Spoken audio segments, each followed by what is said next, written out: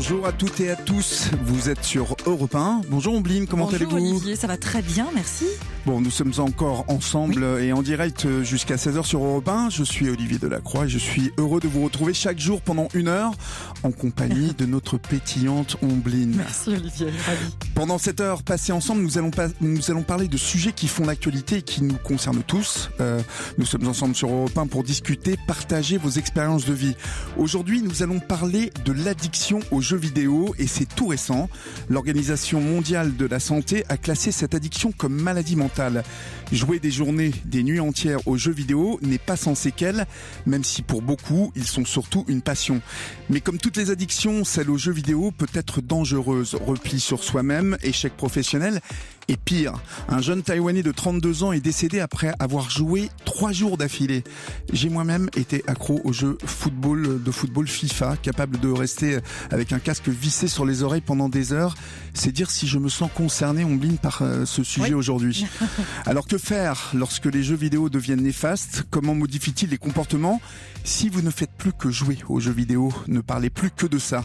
Ou si votre enfant, votre conjoint, votre élève est concerné, nous attendons vos témoignages et vos réactions sur Europe 1. Et vous appelez le standard d'Europe 1, le 39 21 50 centimes la minute. Vous pouvez également nous écrire, nous avons plaisir à vous lire. Un message sur Twitter avec le hashtag Europe 1 ou via le groupe de l'émission sur la page Facebook d'Europe 1, un groupe qui compte déjà en 3 jours plus de 300 membres. Donc merci de nous rejoindre et continuez, n'hésitez pas à cliquer et à joindre le groupe. 15h, 16h, partageons nos expériences de vie avec Olivier Delacroix sur Europe 1. Et nous avons en ligne Stéphanie. Bienvenue sur Europe 1. Stéphanie, comment allez-vous ? Je vais très bien, bonjour. Bonjour. D'où vous nous appelez-vous, Stéphanie ? De Douarnenez. De Douarnenez. Alors, Stéphanie, vous êtes une maman inquiète de voir son fils de 13 ans complètement accro aux jeux vidéo. Depuis combien de temps cela dure ? Oula, depuis très longtemps. On a changé de support depuis ces 4 ans. Oui. On est passé de la DS à la PS3, puis à la PS4, puis à l'iPad. Voilà, Il y a toujours un écran qui traîne. Alors, c'est venu petit à petit, cette addiction ? C'est venu, non, quand son frère a eu sa DS, je crois que l'addiction est venue en même temps. Non, très rapidement. Cela veut dire, dans un premier temps, vous me parlez de la Nintendo, vous me parlez de différents écrans. Cela veut dire que vous-même, parents, vous avez aujourd'hui, vous vous dites, on a un peu participé à ça finalement. Oui, complètement. Mais bon, c'est assez difficile d'éviter. Je vous dis, la DS est arrivée pour son grand frère qui avait 3 ans de plus que lui, et c'est lui qui s'en servait du matin au soir. Alors, racontez-moi ce que cela veut dire au quotidien pour vous, l'addiction de votre fils. Alors, au quotidien, c'est même pas un écran, c'est plusieurs écrans. C'est-à-dire que Marin peut jouer aussi bien sur sa PS en regardant une vidéo sur son iPad et une autre vidéo sur son téléphone. Il a sa chaîne YouTube, il fait des vidéos et il joue à un jeu du matin au soir qui s'appelle Fortnite. D'accord. Fortnite, voilà, qui est devenu encore plus célèbre cet été avec nos champions du monde, puisque je me rappelle des interventions régulières d'Antoine Griezmann qui disait combien il adorait ce jeu. Il joue à quelle cadence ? Il joue à quelle cadence ? Quand il n'y a pas école, si on n'arrête pas, il peut jouer toute la journée. Alors, ce jeu Fortnite, ma fille joue un peu. Ce qui veut dire que les garçons et les filles jouent à ce jeu. Si j'ai bien compris, parce que je regarde quand même, je regarde ce que fait ma fille. C'est un personnage qui descend d'abord par une espèce d'objet volant sur une carte, une map, comme on appelle ça, et puis qui rejoint des décors avec différentes armes. Et puis après, on se canarde les uns sur les autres. Exactement. Alors le côté un peu moins désociabilisant, c'est qu'il joue avec ses amis. Oui, puisqu'on joue en ligne. Voilà, donc il a ses amis dans le casque, donc évidemment on a l'impression qu'il parle tout seul, mais voilà, il y a des gens au bout du fil. Donc en fait, ils sont plusieurs à chaque fois après les cours à se retrouver sur Fortnite. Oui. D'accord. Oui. Le grand argument de Marin, c'est de me dire qu'il n'est pas le pire et qu'il y en a qui jouent encore plus que lui. Ouais. Voilà. Il ne s'intéresse qu'à Fortnite ou il joue à d'autres jeux vidéo ? Il joue surtout à Fortnite. D'accord. Ouais, il joue surtout à ça et il regarde des vidéos sur Fortnite, de youtubeurs sur Fortnite.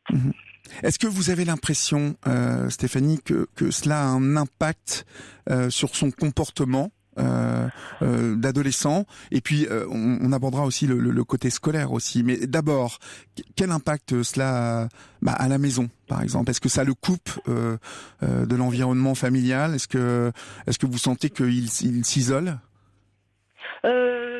Pas vraiment qu'il s'isole, mais bon, il faut demander les choses à peu près 52 fois avant qu'elles soient faites, parce qu'on a toujours, je finis ma partie, je finis ma vidéo, ou voilà. Donc, un casque sur les oreilles. Ça, un casque sur les oreilles, il y a énormément de bagarres à ce sujet-là, parce que voilà, les services sont plus longs à venir et que l'obéissance arrive plus tardivement. Les jeux vidéo, en fait, il n'y a que ça qui l'intéresse, ou est-ce que parfois il décroche? Heureusement. Alors, il a une autre passion qui est le tennis et qui est, j'espère encore aujourd'hui, au-dessus des jeux vidéo. Voilà. Donc, quand il n'est pas une manette à la main, il est une raquette à la main sur un terrain de tennis. D'accord. Donc, voilà, il y a quand même ça au-dessus. Dans quelle proportion, en fait? Parce qu'il est aussi passionné de tennis? Oui, complètement. D'accord. Oui. Dans quelle proportion il fait du tennis quand même combien d'heures par semaine? Il fait du tennis 3 fois par semaine, voire 4 fois. Et voilà, il y a des activités en dehors, en plus du tennis, prépa physique et compagnie. Mais c'est vrai que voilà, s'il sort de l'école, il fait son travail, il va se mettre directement sur la PS. Alors après, évidemment, on coupe le soir, il joue pas à ça jusqu'à minuit. Ouais. Vous arrivez facilement à couper? Oui, le soir, oui. Le problème, c'est les week-ends. Voilà, quand il est sorti du tennis, il me dit je suis fatigué. Et quand il est fatigué, il se met devant la PS. Qu'est-ce qui vous inquiète le plus dans le comportement de votre fils? C'est de faire que ça, quoi. C'est vraiment... non, encore une fois, il y a le tennis, mais c'est vrai que... quand on lui propose de sortir ou quoi, il va nous dire non parce qu'il préfère jouer. Stéphanie, restez en ligne avec nous sur Europe 1. Nous allons continuer à parler de cette addiction. Et puis on parlera aussi de son grand frère, puis qui n'est pas trop intéressé par ces jeux vidéo, curieusement. Beaucoup moins. D'accord. Vous restez en ligne avec nous, Stéphanie? Oui. Et on a un message de Cathy Delasso via le groupe de l'émission sur la page Facebook d'Europe 1 et Cathy nous dit « Il y a quelques années, mon fils âgé de 18 ans a lâché ses cours. Il était devenu addict à un jeu en réseau. Donc on joue avec d'autres personnes qui sont pas présentes physiquement. Il y jouait 24 heures sur 24, mangeait à peine, ne sortait plus de la maison. Cette addiction a entraîné une véritable dépression. Donc là, on est vraiment du côté extrême. Une agressivité très importante, non verbale pour l'entourage. Cathy ajoute qu'elle a résisté, elle ne l'a pas mis à la porte malgré la pression de la famille. Son fils a réussi à se défaire de cette addiction et à retrouver un rythme de vie normal. Ça peut devenir une véritable obsession. J'ai moi-même, on en parlera tout à l'heure, mais à 54 ans, j'ai moi-même eu une obsession pour ce jeu qui est venu progressivement et je me suis aperçu qu'il y avait quelque chose qui ne tournait plus rond. Pour le jeu FIFA? Pour le jeu FIFA. Europe 1. Quand le jeu vidéo devient votre principal centre d'intérêt ou celui de vos enfants, venez partager avec nous votre expérience. Vous nous appelez le 39 21 50 centimes la minute. Ça, c'est le standard d'Europe 1. Vous pouvez nous envoyer vos messages, vos commentaires sur Twitter avec le hashtag Europe 1 ou via le groupe de l'émission créé pour vous sur la page Facebook d'Europe 1. Comme Cathy, vous êtes plus de 300 membres et on est très heureux. À tout de suite avec Olivier Delacroix. Vous êtes avec Olivier Delacroix sur Europe 1, le 39 21 pour nous appeler, le standard d'Europe 1, 7 39 21 pour nous envoyer un SMS. Vous tapez E1 suivi de votre message. Nous discutons avec vous des jeux vidéo, de l'addiction aujourd'hui avec vous, Olivier. Stéphanie, votre fils de 13 ans est addict en fait. J'allais vous demander en fait, est-ce qu'il est addict ou ce jeu vidéo c'est une passion finalement? Est-ce qu'on arrive à faire la différence entre addiction et passion dans son cas? Ah non, c'est difficile. Je me suis jamais posé la question en même temps. J'ai envie de dire une passion. Maintenant, si, il peut vivre sans quand même. On va dire une passion. Une passion. Et comment expliquer que son frère, qui a 3 ans de plus que lui, vous m'avez dit, lui n'a pas du tout mordu à ces jeux vidéo? Il a mordu, il joue un peu, mais il joue pas autant. Lui, il préfère sortir, aller voir ses copains, plutôt que de rester devant son écran. Il joue quand même. Je peux pas dire qu'il joue pas du tout. Mais ça n'a rien à voir. Voilà, on va proposer une balade, un truc où maintenant il est grand, il va voir ses copains. Il préfère ça plutôt que de rester enfermé devant son ordinateur. Ça, c'est certain. Vous disiez que votre fils jouait en groupe. Avez-vous échangé avec d'autres parents sur est-ce que vous vous êtes inquiété de cela avec d'autres mamans? Est-ce qu'il vous arrive d'échanger avec elles? Non, pas vraiment. Non, et avec votre mari? Oui, mon mari dit que quand il est énervé, qu'il va finir débile, que ça lui enlève ses neurones, que tout ça. Voilà. Voilà, parce que effectivement, de temps en temps, on le sent pas très concentré sur ce qu'il est en train de faire. Même sur le terrain de tennis, ça peut le déconcentrer pendant un match, d'avoir joué juste avant. À quoi elles ressemblent alors les journées de votre fils? Parce que lorsqu'il rentre de l'école, est-ce que vous êtes obligé de batailler pour que il fasse ses devoirs avant? Est-ce que c'est un combat quotidien? Non, ça, il sait que de toute façon, il n'y a pas de discussion possible. La PS est allumée quand le travail est fait et la douche prise et tout ça. Donc là, il n'y a vraiment aucune discussion possible. Donc de ce côté-là, non. Maintenant, pour éteindre la PS pour aller dîner, oui, là, effectivement, il faut batailler. Et est-ce que c'est quotidien? Est-ce qu'il joue tous les soirs? Est-ce que vous cantonnez au week-end ou le mercredi? Oui, c'est tous les jours. Non. C'est tous les jours et c'est vrai. Alors si, pour en avoir ça, j'ai pas parlé du jeu en lui-même, mais effectivement j'ai parlé avec d'autres mamans et il y a beaucoup de mamans qui me disent oui, on laisse un peu faire les choses, on n'est pas très très indulgent sur les horaires, sur les choses comme ça. Ça, effectivement, ça me rassure un petit peu. C'est pas forcément évident tous les jours aussi de rentrer dans la bataille. Non. Alors moi j'ai un truc, je travaille chez moi, donc je peux quand même me battre un peu plus que les mamans qui travaillent pas chez elles. Ouais. Mais oui, on se bat quand même beaucoup contre cet engin et ce jeu. Oui, ce jeu et la nature même de ce jeu. Est-ce qu'elle vous inquiète, la nature même de ce jeu? Parce que moi, lorsque j'ai regardé ma fille jouer, c'est le jeu Fortnite, Oui, le jeu Fortnite. Ce jeu Fortnite là où voilà, j'ai trouvé ça assez violent. C'est quelque chose qui vous inquiète, qu'il joue à un jeu de combat comme ça en permanence? Avant Fortnite, on avait eu pire, on avait eu GTA, auquel normalement c'est interdit au moins de 18 ans, et Marin a dû commencer à y jouer à 9 ans, je pense.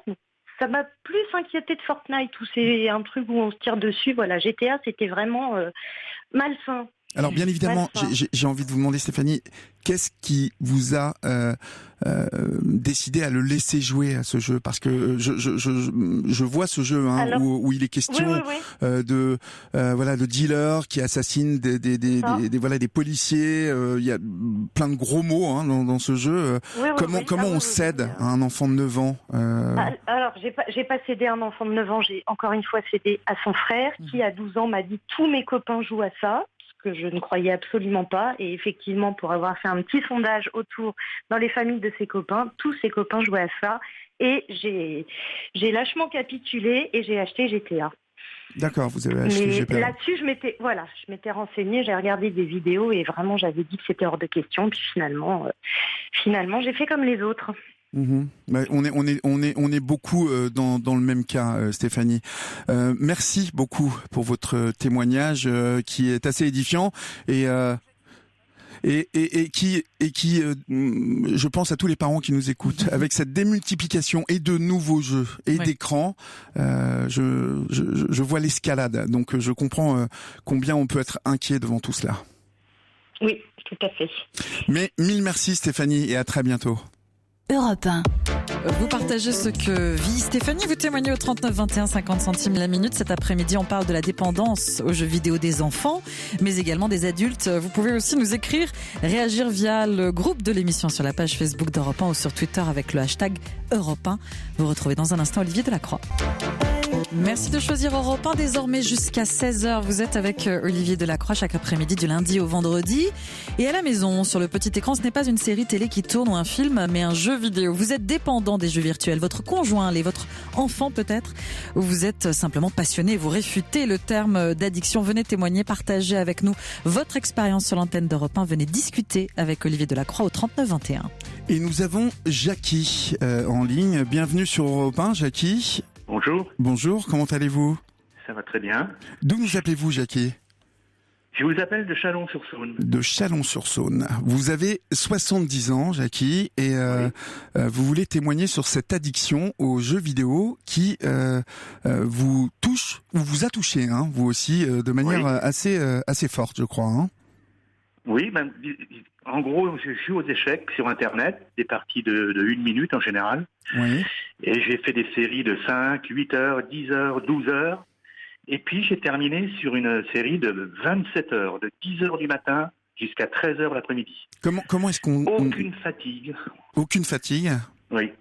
Et j'ai pris conscience quand j'ai fait les 27 heures que j'étais vraiment en danger. Oui. Parce que j'étais plus moi-même. C'était les parties qui me tenaient, quoi. Vous êtes célibataire, Jackie? Je suis marié. Vous êtes marié? Mais je vis seul. D'accord. Hein, ma femme c'est pas à cause de ça. Elle est partie il y a une dizaine d'années. On a chacun notre maison, on s'entend très bien. Mmh. Mais 27 heures. 27 heures. Avec tous les petits problèmes qu'il peut y avoir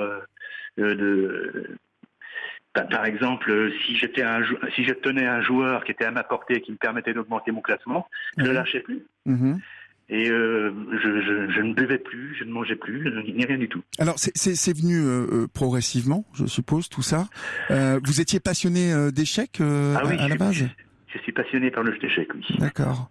Et c'est justement cette série de 10 heures du matin à 13 heures le lendemain qui m'a fait prendre conscience qu'il y avait vraiment un danger, et puis j'ai jamais renouvelé. Même une série de 5 heures, je la fais plus maintenant. Ce qui veut dire que suite à cette session de 27 heures, oui. vous avez arrêté complètement, ou maintenant vous... Non, je joue encore un petit peu, mais beaucoup moins. Beaucoup moins. Ben, puis je vois quand je vais être pris. D'accord. Hein. On peut parler, donc dans votre cas, Jackie, on peut parler vraiment d'addiction. C'était une addiction, ça l'est toujours un peu. Enfin, c'est une passion aussi, hein, ce jeu. Hein. C'est une passion. Mais par Internet, oui. c'est vraiment une addiction. Il existe des dizaines de sites où on peut jouer, hein, avec les joueurs du monde entier. Hein. Oui, je sais. J'ai une belle-mère qui joue au Scrabble aussi et que j'ai vu tout doucement, hein, mais qui s'est arrêtée à temps. Justement, à partir de quand c'est devenu une addiction? À partir de quel moment vous vous êtes dit là, j'ai un problème? Quand je me suis retrouvé à 13 heures, que j'avais commencé la veille à 10 heures du matin, hein, oui. 10 heures du matin jusqu'à 13 heures, et que je me suis dit, mais là il y a vraiment un problème, il y a fait peur? Une grosse addiction, et si vous voulez, il faut un moment, à partir du moment où vous avez arrêté, il faut marcher un peu, aller faire une course, se promener, puis là vous prenez conscience que vraiment là vous avez fait quelque chose qui n'est pas renouvelé. Quoi. Vous vous êtes fait peur, donc, à ce moment-là. Ouais. Oui. Et c'est terrible, le danger, il vient de ce qu'on n'est absolument pas fatigué. Ouais. On a fini une partie, on en rejoue une aussitôt, etc. etc. Mais vous savez, vous évoquez cela. Moi, comme je le soulignais tout à l'heure, j'évoquais mon addiction, hein, parce que je peux parler d'addiction. Je suis devenu l'année dernière addict aux jeux FIFA, jusqu'à rentrer chez moi et finalement m'apercevoir que je ne faisais même plus attention aux miens. C'était devenu une obsession. Donc, vos journées finalement, elles ressemblaient à quoi, Jackie, lorsque vous êtes tombé dans cette addiction? Ma foi, je sais pas quoi répondre. C'était comme d'habitude, sauf que j'avais passé 27 heures sur non-stop, hein, sur cet écran, quoi. Ce qui veut dire que ce ne sont pas que les jeunes. Hein. Des choses qui sont un peu gênantes, peut-être pas à dire. Par exemple, j'avais un joueur que je tenais, donc qui me permettait d'augmenter mon classement. Mes toilettes étaient elles sont à 10 mètres. Et je pissais dans mon verre pour pas lâcher les commandes et continuer à jouer avec lui. Je rappelle que vous avez 70 ans. Hein, 70. L'année prochaine. Donc l'année prochaine, 70 ans, ce qui veut dire que ces jeux vidéo peuvent accrocher à n'importe quel âge. N'importe qui, oui. N'importe qui. Oui. Alors, vous disiez que au moment où vous vous êtes fait peur, vous avez pris conscience de tout cela et comment avez-vous entamé, je dirais, cette descente, hein, parce que dans l'addiction, il faut décrocher. Donc, vous parliez d'exercice, d'aller marcher. Racontez-moi ça un peu. Oui, si vous voulez, s'il n'y avait pas cette coupure, par exemple, au milieu de ces 27 heures, hein, à n'importe quel moment. Si celui qui est pris dans cette addiction pouvait aller par exemple prendre un peu l'air, il reviendrait probablement pas dessus. Mhm. Moi, c'est non-stop. Hein. Oui. J'ai entendu votre émission, c'est pour ça que j'appelle, et j'entendais des gens dire la personne elle est trop souvent dessus. Moi, c'était sans arrêt. Il n'y a pas eu d'interruption. Oui. Les parties sont déroulées d'une manière ininterrompue.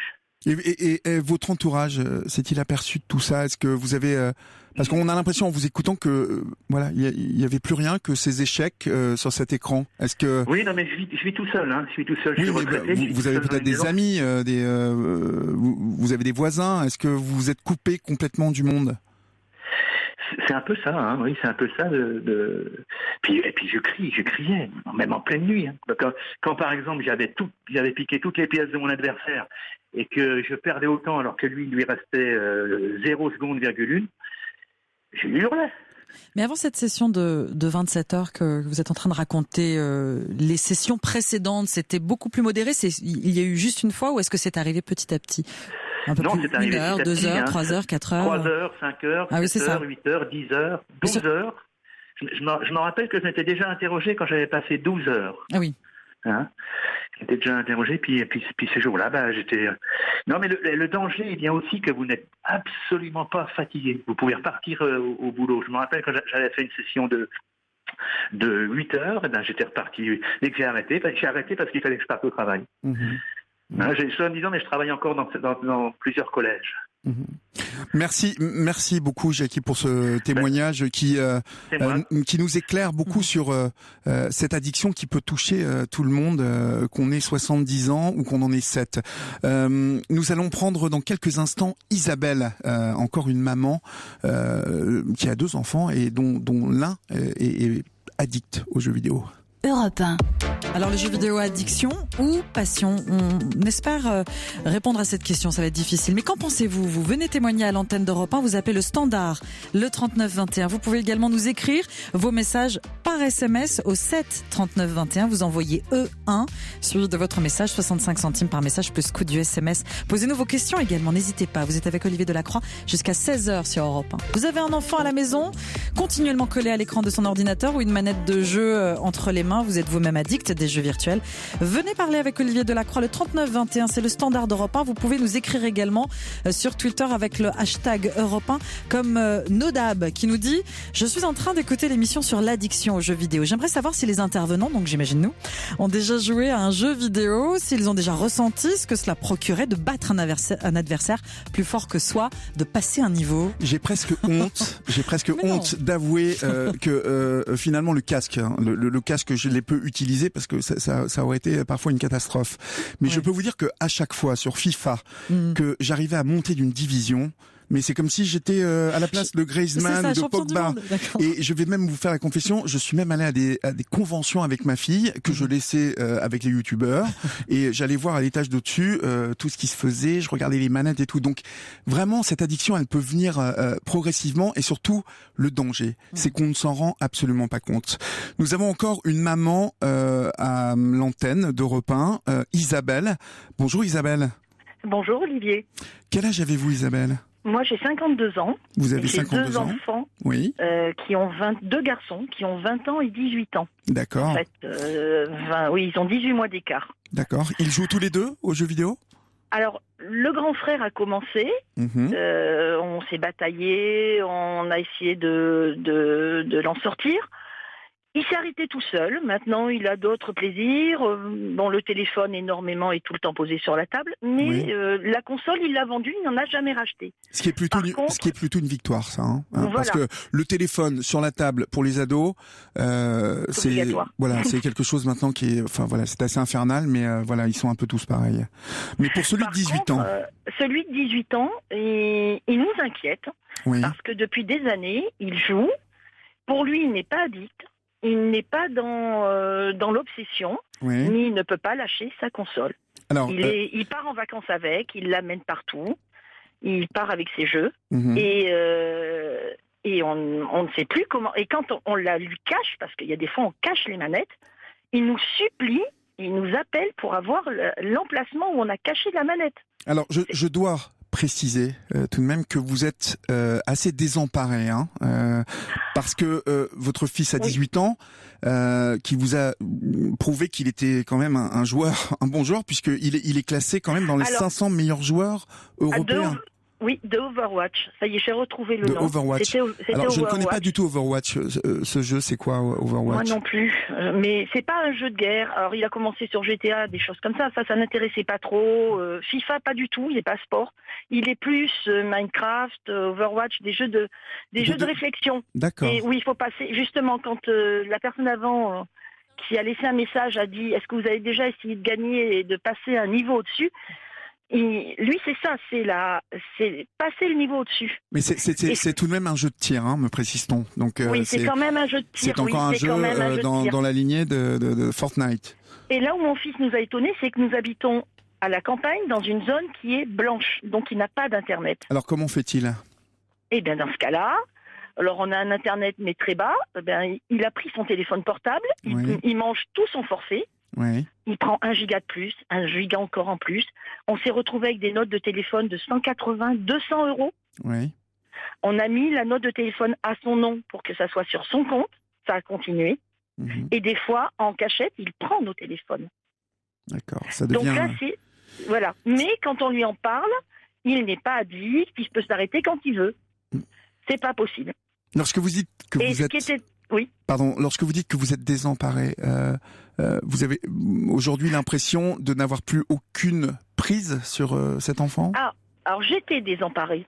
Parce que par contre, il a passé son bac. On s'est dit, bon, il l'aura jamais. Il n'est pas du tout assez concentré, pas assez dedans. Eh bien, il a eu son bac avec mention. Oui. Et il est rentré, là, il a été pris dans une école. Et en fait, il fait ce pourquoi il jouait. Il rentre dans une école pour faire du web design et passer un master de design, de web, de jeux vidéo. J'allais justement vous poser la question si il vous était arrivé de lui faire prendre conscience combien passer autant de temps sur ces jeux vidéo, c'était une perte de temps, parce que finalement, je vais vous dire, moi, ce qui m'a fait arrêter, c'est ça, c'est cette prise de conscience de me dire, tu joues tous ces matchs de FIFA, et je vous jure que j'en ai joué des centaines, voire des milliers. Et je me suis dit, mais tout ce temps perdu, tu ne l'as pas passé avec les tiens, tu ne l'as pas passé à lire ou à regarder un bon film. Et c'est finalement ce qui m'a percuté, ce qui m'a fait percuter. Lui, finalement, ça le mène vers quelque chose, en tout cas, de pas mal. Pour l'instant, de positif. Alors, ce qu'on a fait aussi, on a acheté une console. Vous allez nous prendre pour des fous. On est allé acheter la nouvelle console Nintendo. Oui. Pour jouer, essayer de participer avec lui. Donc maintenant, on fait des parties en famille. Attention. Alors, à Mario Kart, il fait demi-tour pour nous laisser gagner. D'accord. Et même pas pour nous laisser arriver dans les 5 premiers ou 10 premiers. C'est même pas possible, on arrive dans les 12e. Toujours les derniers. Au tennis, on arrive encore, parce que c'est tout nouveau, on arrive encore à jouer un peu avec lui. Mais au moins, on prend du bon temps. Alors que sinon, je le vois tout seul devant son écran et avec son casque. Et hier, je l'entendais hurler. C'est finalement bien ça, parce que vous lui montrez que vous prenez plaisir maintenant à partager sa passion qui est peut-être devenue une passion pour la famille de jouer ensemble. Alors finalement. maintenant, on a plaisir à jouer tous les 4, c'est vrai. Et vous repartagez. Mais ce qui est plus grave, c'est que je suis informaticienne de formation et que je travaillais pendant 8 ans dans une société qui crée des jeux vidéo. D'accord. Et je n'ai jamais aimé ça. Mais jamais, quand il fallait que je les teste. Pour moi, c'était une corvée. Et eux me disent, mais comment tu pouvais ne pas aimer ça, maman? C'était génial, t'as joué sur Doom à l'époque. Bah oui, mais non. Mais finalement, cette passion, hein, vous savez, elle est peut-être venue de ça Non, je pense pas. Non, de l'intérêt qu'il pouvait porter à votre travail. Vous parliez de votre travail à la maison? Pas souvent. Pas souvent. Non, parce que justement, je ne voulais pas qu'ils fassent la même chose. Bon, écoutez, en tout cas, Isabelle, réjouissons-nous de ce joueur classé dans les 500 meilleurs joueurs. Hein, ça veut dire qu'il peut encore progresser. Voilà, progresser. Il va nous entamer une belle école et puis peut-être sûrement. Moi, j'ai l'impression que vous me parlez d'un surdoué là, hein, qui vous laisse 2000 tours d'avance à Mario Kart quand même. Ça veut dire qu'il est assez doué. Et puis, il est doué. Je vous souhaite plein de bons moments à toute la famille à Mario Kart et au tennis. Et puis j'espère qu'il sera bonjour et qu'il vous laissera un jour gagner. Mille merci Isabelle pour votre appel à Europe 1. Merci beaucoup, Olivier. Nous allons accueillir au 39-21 dans quelques instants Marianne, proviseure du collège de Banon en région PACA, qui va nous parler de l'impact que cela peut avoir sur les élèves. Et là, on a reçu un SMS comme Isabelle, finalement, ça tempère un peu le propos. Un SMS d'une jeune femme qui nous dit: il n'y a pas que de mauvaises choses avec les jeux en réseau. Jeune femme, je jouais énormément à World of Warcraft. Elle avait 20 ans. J'y ai rencontré mon compagnon. 10 ans plus tard, nous avons une petite fille et une magnifique vie de famille. Quand le jeu vidéo devient un site de rencontre. Europe 1. Vous êtes avec Olivier Delacroix sur Europe 1, 39 21 pour nous appeler, le standard d'Europe 1. Pour les SMS, 7 39 21, vous tapez E1 suivi de votre message. Nous discutons avec vous des jeux vidéo. On se demande finalement où est la limite entre addiction et passion. À tout de suite. Merci de nous écouter, de nous rejoindre sur Europe 1. On évoque aujourd'hui la dépendance aux jeux vidéo. Êtes-vous addict? Votre enfant peut-être. Le 39 21 pour nous appeler. Nous vous lisons aussi avec grand plaisir sur Twitter, #Europe 1, via le groupe de l'émission sur la page Facebook d'Europe 1. Vous êtes avec Olivier Delacroix. Nous avons eu Stéphanie et Isabelle, deux mamans impactées par cette addiction. Finalement, je pensais à vous, Ombline, qui avait un petit garçon de 11 ans. Vous n'êtes pas mal lotis pour l'instant. Pour l'instant, non. Je crois pas qu'on soit au stade de l'addiction. Maintenant, le jeu Fortnite plaît beaucoup chez nos jeunes enfants. Je crois que je ne suis pas la seule à être concernée. Et attention, puisque nous avions eu Jackie, 70 ans aussi, donc le danger guette à tout âge. Nous accueillons maintenant Marianne. Bonjour Marianne, comment allez-vous? Bonjour Olivier, bonjour, bien. Vous nous appelez de Banon en région PACA. Oui. Vous êtes donc proviseur de ce collège. Combien d'élèves avez-vous au sein de ce collège? 180. Aujourd'hui 180. 170, 180 pour cette rentrée. Donc vous côtoyez ces élèves tous les jours qui sont, je suppose, nombreux à jouer.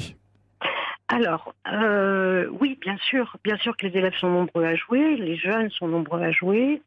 Ce qui nous préoccupe, mais je dois dire assez peu souvent, puisqu'on ne sait pas vraiment qui joue, qui ne joue pas. Ce qui nous préoccupe, l'entrée que nous avons, nous, sur le jeu, c'est l'échec scolaire.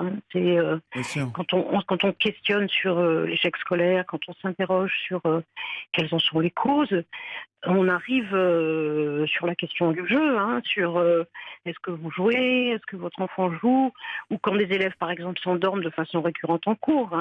On se doute qu'il y a une raison pour ça, donc on arrive très vite à s'interroger sur la raison de ce décrochage. Mais est-ce que vous alertez vos professeurs régulièrement sur le fait d'être attentif justement à ces élèves qui semblent décrocher en classe, et est-ce qu'on pose des questions, ce type de questions à un élève? Est-ce que tu joues? Est-ce que tu te couches tard à cause de ça? Bien sûr. Alors je crois que ça fait vraiment partie du quotidien des classes. Ce qui est important de noter, c'est que le décrochage et le jeu peuvent être liés, mais finalement on ne sait pas bien si c'est le décrochage qui fait que l'élève se projette vers le jeu, parce que le jeu, ça peut être un espace de réussite. On crée un avatar qui est dans la réussite. On peut développer des compétences qui sont en regard de l'absence de compétences qu'on a dans sa scolarité, quelque chose de rassurant, quelque chose qui construit l'adolescent aussi. Donc on ne sait pas bien dire réellement si le jeu arrive parce qu'on décroche ou si on décroche parce qu'il y a trop de jeux. Ça, c'est une question que des professionnels peuvent résoudre. Mais est-ce qu'on en arrive à réfléchir au sein de l'école, vu l'ampleur que prennent ces jeux, sur justement le fait de réaccrocher les élèves avec des matières où on pourrait introduire le jeu dans ces matières? Alors, la question du jeu, elle est centrale. C'est un outil d'apprentissage. À l'école, on pratique le jeu, ce qu'on appelle les serious games, qui sont des jeux éducatifs, pédagogiques. On utilise des écrans sur le plan pédagogique. Et à votre question, est-ce qu'on s'interroge? D'abord, on forme les élèves c'est une excellente opportunité, les écrans, pour former à l'esprit critique et pour former à un usage raisonné, à la fois du jeu et à la fois des réseaux sociaux. Donc ça, c'est une vraie préoccupation éducation nationale qui est centrale. D'ailleurs, ça ne nous a pas échappé qu'il y a une loi là, qui est récente sur les interdictions de portables au collège, dans les cours de récréation, et l'utilisation des jeux et des réseaux sont visés dans cette affaire. Mais cette interdiction, elle est une interdiction qui va favoriser la sociabilisation à l'école, mais qui n'interdit absolument pas ni de d'utiliser l'outil jeu et l'outil écran comme un support pédagogique pour avancer sur beaucoup de questions. Et ce que vous décriviez là, c'était très très intéressant, le témoignage de la première maman qui disait mon enfant joue beaucoup, il y a beaucoup d'écrans, et on sentait au travers de son témoignage qu'il y avait un vrai cadrage. C'est-à-dire qu'elle parlait de tennis, elle parlait d'école, elle parlait de résultats scolaires. En fait, c'est difficile de se faire une idée toute précise. C'est très difficile, et je suppose que pour vous, ça restera compliqué. Mais je suis sûr, en tout cas, et nous sommes plusieurs à penser que l'école doit rester un endroit voilà, où tous ces jeux ne doivent pas pénétrer, en tout cas, et ces interdictions d'avoir le portable, de trop l'utiliser au sein de l'école. Ça, c'est quelque chose qui doit rester impérativement. Je suis obligé de vous quitter, Marianne. Je vous remercie 1000 fois de votre témoignage et je vous dis à très bientôt. Je vous en prie, merci. Bonne rentrée à tous. Merci beaucoup, au revoir. Europe 1. Quand la passion du jeu vidéo tourne à l'obsession, quel est votre avis? Vous y êtes confronté à la maison, vous, votre conjoint, vos enfants. Venez en discuter avec Olivier Delacroix sur l'antenne d'Europe 1. Vous nous appelez le 3921. Vous pouvez également nous écrire sur Twitter, #Europe 1 tout de suite. Avec Olivier Delacroix et nous discutons cet après-midi du jeu vidéo lorsqu'il devient une pratique excessive à la maison. Et on a Romuald qui nous a écrit un message sur Twitter avec le #Europe 1. Et Romuald nous dit: j'ai passé 2 années de lycée à davantage essayer de monter la meilleure équipe sur Football Manager qu'à lire des livres de philo ou à apprendre des théorèmes de maths. Je m'en mords aujourd'hui les doigts, voyant que ça ne m'a amené rien dans ma vie professionnelle. C'est un peu ce que je vous disais tout à l'heure, c'est ce qui m'a réussi à faire décrocher de cette addiction à FIFA. Que de temps perdu, finalement. Nous avons Florent sur l'antenne d'Europe 1. Bienvenue sur Europe 1, Florent. Oui, bonjour. Bonjour. Vous avez 25 ans. C'est ça. Et vous êtes un ancien addict aux jeux vidéo. Oui, peut-être qu'on peut dire ça comme ça, ouais. Comment vous diriez ça? Dites-moi comment vous le diriez, vous? Alors, disons que oui, ça c'est clair. Je pense que passé un temps, je jouais énormément à l'ordinateur. Alors après, moi, j'avais des parents qui étaient assez là-dessus, enfin qui étaient assez contrôleurs là-dessus. Mais oui, je jouais pas mal aux jeux vidéo. Après, par contre, plus tard, j'ai fait une consultation en addictologie parce que à la demande de ma mère. Donc, je suis allé en fait dans un centre d'écoute d'addictologie. Et en fait, en allant là-dedans, je me suis très vite rendu compte que non, j'étais pas addict en fait. D'accord. Parce que je trouve que faut faire attention en fait au mot addict, qu'on met addiction en fait devant les jeux vidéo, parce qu'en fait, quand on parle d'addiction, on parle d'obsession. Voilà, c'est ça. Mais disons que j'ai l'impression que les gens diabolisent ça un peu et on voit ça comme quelqu'un qui shoot à l'héroïne ou qui prend de la coke, etc. Alors que c'est quand même une addiction qui certes peut être extrêmement néfaste et qui peut même coûter la vie de certains gens quand ils s'isolent complètement. Après, ça conduit à des dépressions, etc. Mais qu'en était-il pour vous, Florian? Qu'en était-il pour vous? Vous jouiez combien d'heures par jour? Quel adolescent étiez-vous? Moi, je pense que, disons que je jouais à peu près 3 heures par jour, à peu près. 3 heures par jour, d'accord. En fait, après aussi, ce qui se passe, c'est que je pense qu'il y a un énorme fossé générationnel, en fait, entre la génération qui a connu les jeux vidéo, qui a surtout, même pas les jeux vidéo, plus loin que ça, l'arrivée d'Internet, c'est surtout ça, en fait, et celle d'avant. Parce que aujourd'hui, les jeux vidéo, ça se joue sur Internet, tout se joue en ligne en fait. Et c'est ça qui est difficile et qu'il faut surveiller surtout, je pense. Vous ne jouiez pas à l'époque, vous ne jouiez pas déjà en ligne parce que Alors moi, à l'époque, j'ai commencé à jouer hors ligne et après Internet est arrivé et j'ai joué en ligne à des jeux comme World of Warcraft, quelqu'un témoignait tout à l'heure. Et c'est là pour vous qu'on peut parler de bascule. On a basculé dans toutes ces addictions à partir du moment où on a pu jouer en groupe, parce que j'ai l'impression que l'aspect compétition nourrit beaucoup cette addiction. Alors en fait, oui, il y a un peu de ça, je pense, parce que l'aspect compétition, d'ailleurs, c'est intéressant ce que vous parlez, c'est quelque chose aussi de nouveau, que les gens connaissent pas, qui s'appelle l'e-sport. L'e-sport, c'est, en fait, bientôt, il y aura des athlètes comme des Zidane, mais seulement dans le jeu vidéo. Ouais. Ça existe déjà aujourd'hui. Il y a déjà, ouais.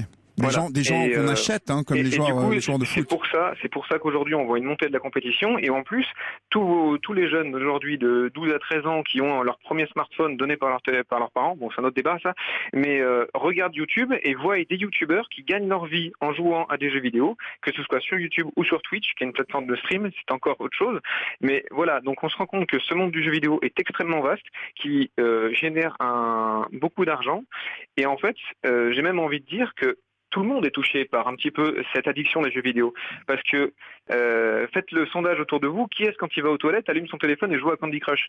Énormément de gens font ça. On est quelques-uns là, en tout cas pas moi, mais je sais qu'autour de moi il y en a quelques-uns. Voilà, ils souriront ceux qui se reconnaîtront. Mais voilà, disons après en fait, ce qu'il faut vraiment faire attention, c'est au mot addiction, parce que une addiction, quand on voit ça vraiment, enfin, qu'est-ce que c'est qu'une addiction et quand est-ce qu'on peut dire que c'est grave? Ce que je veux dire, c'est simplement mettre en garde, parce que je vois beaucoup de parents qui sont assez alarmistes. Mon enfant est complètement addict. Mais il faut plutôt regarder, est-ce que le gamin il est en échec scolaire? Est-ce qu'il est complètement isolé socialement? Est-ce qu'il ne parle que de ça? Si jamais il y a ces trois composantes-là, effectivement, ouais, là, il faut se poser des questions et peut-être aller consulter. Mais si jamais les résultats suivent, qu'il arrive à sortir, je pense qu'un jour, il va se rendre compte que les jeux vidéo, c'est bien, mais il y a une vie à côté et il va passer à autre chose. Et il est certain qu'en se mettant sur votre exemple à vous, Florian, et vous avez su écouter votre mère à un moment, et ça a été sûrement très important. Merci beaucoup, Florian, pour votre témoignage. Merci aussi à Stéphanie, à Isabelle, à Jackie, à Marianne de nous avoir appelés. C'est la fin de cette émission. Grâce à vous, nous avons appris beaucoup sur cette addiction aux jeux vidéo. Elle peut prendre beaucoup de place dans la famille ou dans un couple, mais que comme dans toute addiction, elle se soigne. Le tout est d'en prendre conscience. Et nous parents, devons être attentifs pour que nos enfants ne soient pas complètement absorbés par la console. D'autant plus que les écrans ne manquent pas aujourd'hui dans nos vies. Vous pouvez continuer à en débattre sur notre page Facebook et sur les réseaux sociaux. Oui, on a créé un groupe de l'émission sur la page Facebook d'Europe 1. Vous êtes plus de 300 membres. Merci à vous tous de nous avoir rejoints et continuez de cliquer et de réagir. Et puis vous laissez vos messages, bien sûr, sur Twitter, #Europe 1 et sur le répondeur d'Europe 1, le 39 21 50 centimes la minute. Europe 1.